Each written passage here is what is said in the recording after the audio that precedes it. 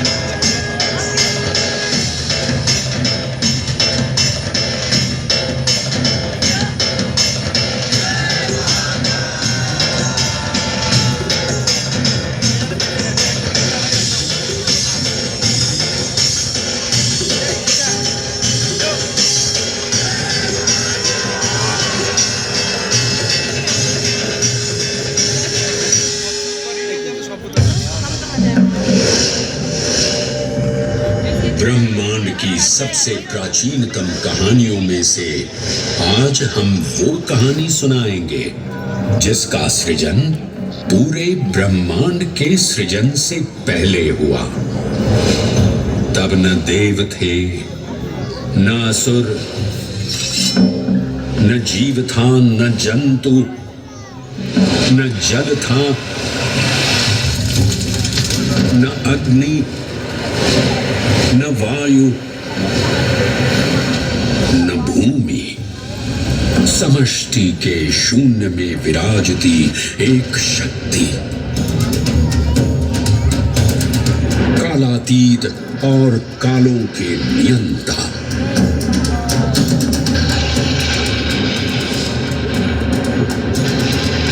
विधाता भी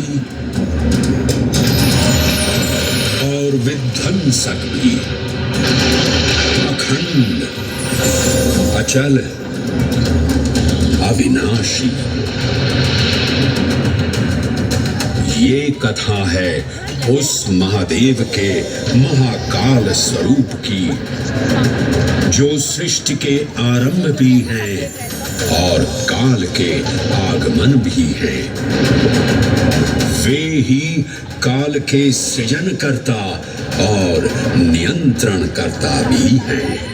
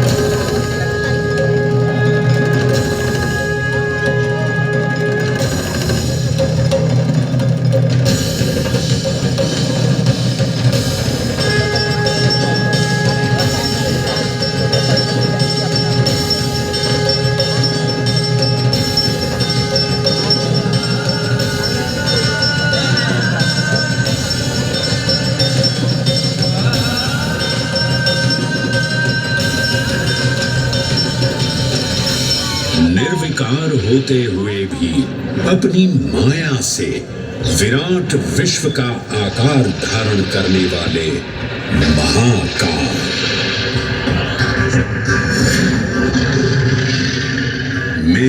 श्री को धनुष और भगवान विष्णु को बाण बना दैत्यों के 3 पुरों का नाश करने वाले महाकाल। वो महाकाल जो तीनों लोकों में विद्यमान सभी शिवलिंगों में प्रधान है।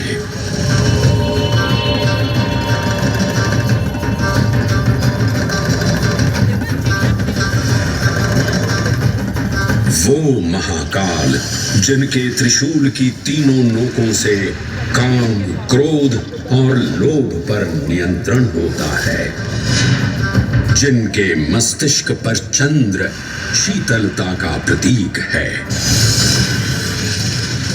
और जिनकी सवारी नंदी के 4 चरण सत्य, दया, दान और तप का चिन्ह है।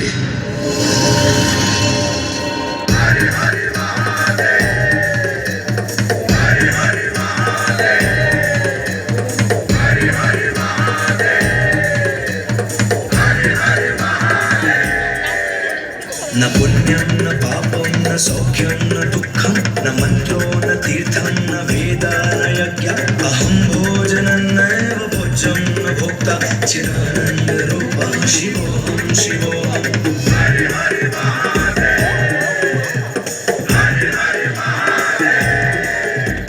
अहं निर्विकल्पो निराकाररूपो विभक्त्वा च सर्वत्र सर्वेन्द्रियाणां न चासङ्गतं नैव मुक्तेर्न मे चिदानन्दरूपः शिवोऽहं शिवोऽहं चिदानन्दरूपः शिवोऽहं शिवोऽहं चिदानन्दरूपः शिवोऽहं शिवोऽहं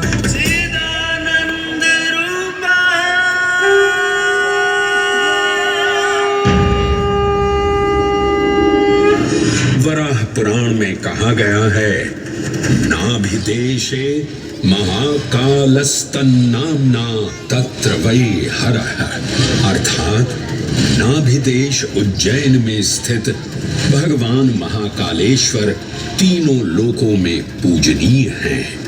आकाशे तारकामलिंगम पाताले हाटकेश्वरम मृत्युलोके महाकालम सर्वलिंगम नमोस्तुते। आकाश में तारक लिंग के रूप में, पाताल में हाटकेश्वर के रूप में और मृत्युलोक में महाकाल के रूप में स्थित भगवान शिव को प्रणाम। समस्त लिंग स्वरूपों में विद्यमान भगवान शिव को सादर नमस्कार। नाभिदेश उज्जैन का अटूट बंधन है महाकाल के साथ, जो महाकाल स्तोत्र में उल्लिखित है।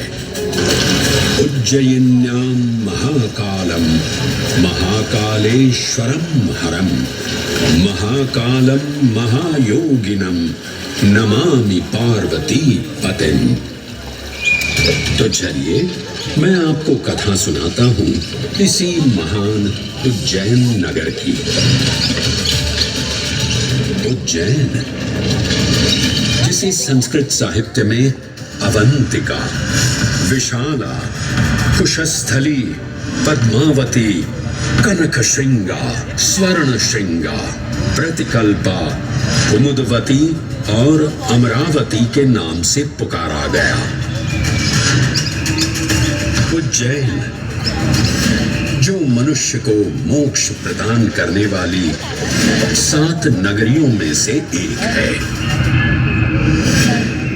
उज्जैन जहां 84 महादेव का आशीर्वाद प्राप्त है।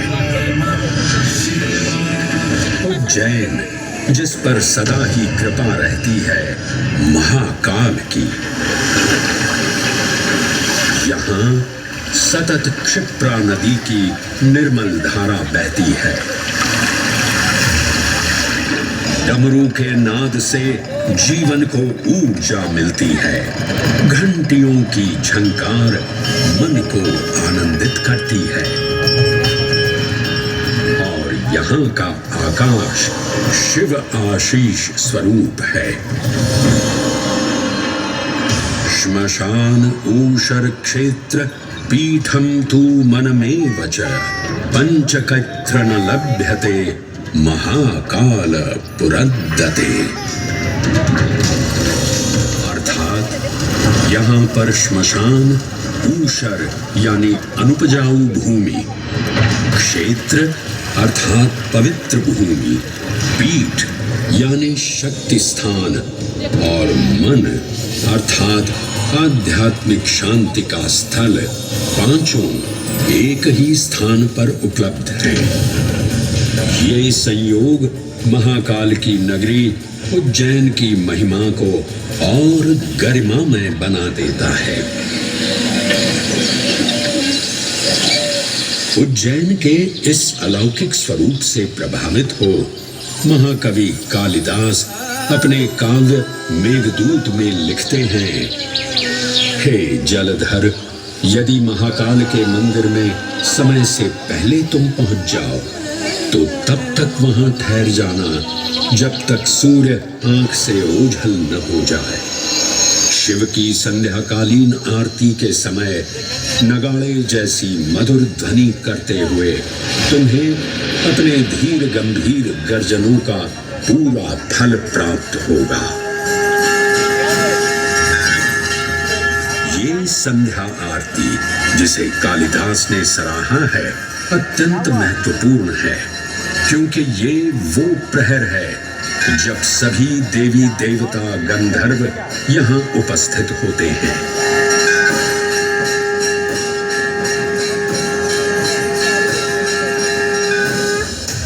उज्जैन की महिमा अद्वितीय है। सतयुग, त्रेता युग, द्वापर युग और कलयुग, हर युग में इसका अप्रतिम महत्व रहा है। इस काल यात्रा में सबसे पहले आपको सतयुग के उस कालखंड में ले चलता हूं जहां देव और दानव एकत्रित हैं समुद्र मंथन करने के लिए। मन की आंखों से कल्पना कीजिए, भगवान विष्णु ने कूर्म का रूप ले मंदरांचल पर्वत को अपनी पीठ पर उठा रखा है। सागर से विकराल लहरें उठ रही हैं, मेघ भयानक गर्जना कर रहे हैं। देव और दानव वासुकी सर्प को नीति बना और मंदार पर्वत को मथनी बना सागर को मथ रहे हैं कि तभी जल का पाप कालकूट विष निकलता है और पूरी सृष्टि को अपने ताप से झुलसाने लगता है। इस भयावह स्थिति ने देवताओं और असुरों के बीच हाहाकार मचा दिया। ये कैसा अनर्थ है? लक्ष्य था अमृतत्व का, पर अब मृत्यु की विकराल छवि हमारी आंखों के समक्ष मंडरा रही है। इस भयंकर संकट से केवल वही उद्धारकर्ता मुक्ति दिला सकते हैं जो समस्त विश्व के परम संरक्षक हैं। तभी सब महादेव की शरण में जाते हैं और पुकार लगाते हैं, ओम नमो भगवते रुद्राय। और फिर तुष्टा महादेव भक्तों की गुहार सुनते हैं, कैलाश से उतरते हैं, विष को अपनी अंजुलि में भर अपने कंठ में धारण करते हैं।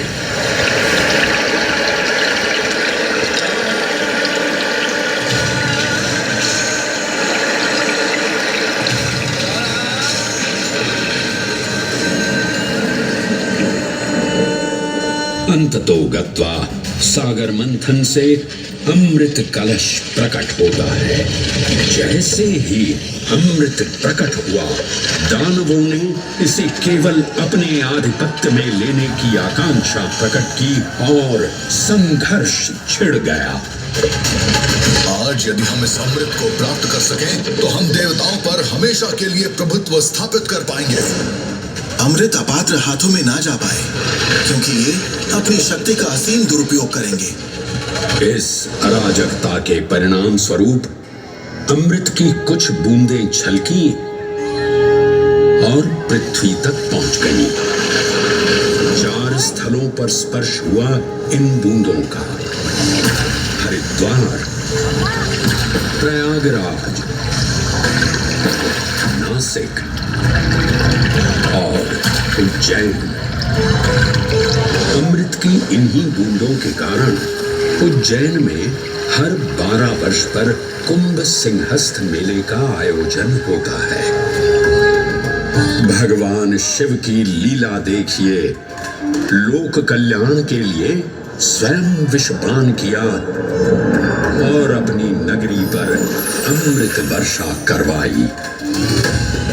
अमृत की पावन बूंदों से अभिसिंचित ये दिव्य उज्जैन भूमि रामायण के पृष्ठों में भी सम्मिलित हुई।